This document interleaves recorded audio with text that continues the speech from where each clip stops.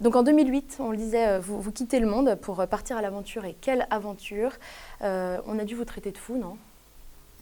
Quitter le monde, c'était quitter le monde par principe, parce que le Monde était en train de perdre son indépendance économique, alors que jusque-là, c'était un journal contrôlé par ses journalistes. Bon, la dernière question, un retour probable au Nouvel Obs d'ici quelques années? Ça m'étonnerait, quand même. Mais vous savez, il n'y a pas beaucoup de journaux de gauche en France. Donc soit vous restez dans le même journal, ce qui est une solution, Soit vous faites des va-et-vient. très honorable, soit vous n'avez pas beaucoup de choix, je ne vais pas aller travailler au Figaro, ou oui, Ce serait étonnant, au Point, c'est effectivement. un peu compliqué. En octobre dernier, l'Obs s'est offert une cure de jouvence, nouvelle formule, nouveaux titres, nouveaux actionnaires, finalement tout est nouveau.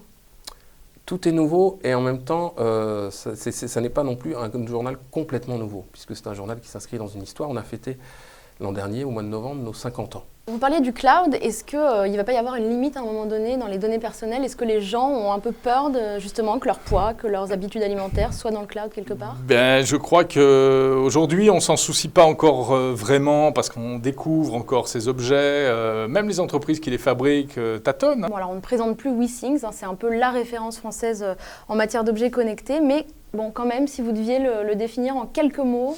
WeThings, en 2 mots, je dirais Inspire Health, c'est notre tagline et c'est notre mission, c'est inspirer des comportements sains aux gens au quotidien. Comment est-ce qu'elle fonctionne cette relation de confiance? Quel est le process finalement mis en place par l'administration fiscale et l'entreprise?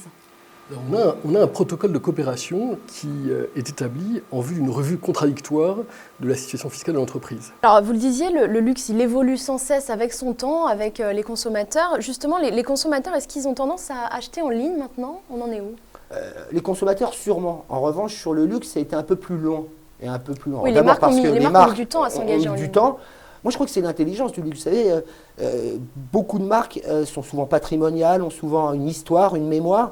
Et donc, ils en ont vu passer, paradoxalement, des modes.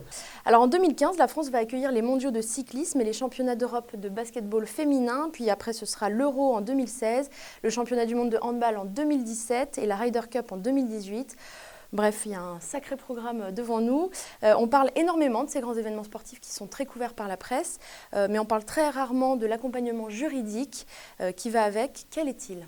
Oui, ces grands événements sportifs se déroulant en France requièrent un accompagnement juridique général. Un jour peut-être, je ne sais pas. Mais pour l'instant, on a la patate et on ne va pas lâcher l'affaire. Suspense. Merci beaucoup. Merci je vous donne beaucoup. Rendez-vous dans quelques semaines pour Tipex 3. Merci beaucoup. Je sors du cadre, je fais non, on reste là normalement et nous on se dit à la semaine prochaine. D'accord, à la semaine prochaine. Au revoir.